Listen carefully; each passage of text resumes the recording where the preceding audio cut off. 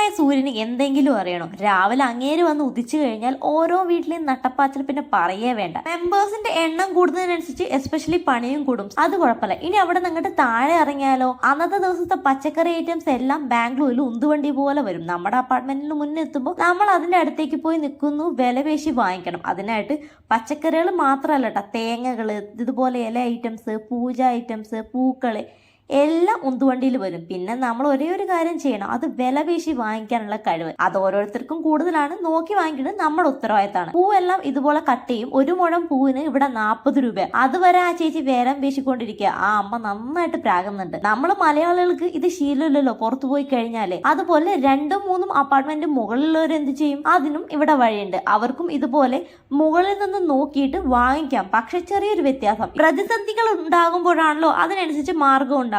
Simple ആയിട്ട് ഇതുപോലെ ബാസ്ക്കറ്റുകൾ കയറിൽ കെട്ടി താഴെയിടും. ആവശ്യം വേണ്ട സാധനങ്ങൾ അവിടുന്ന് വിളിച്ചു പറയും. ഇതാണ് സിമ്പിൾ മെക്കാനിസം. ഞാനും ഒന്ന് ഫോളോ ചെയ്തിട്ടുണ്ട്, പക്ഷെ എൻ്റെ വീട് താഴെയായി പോയി.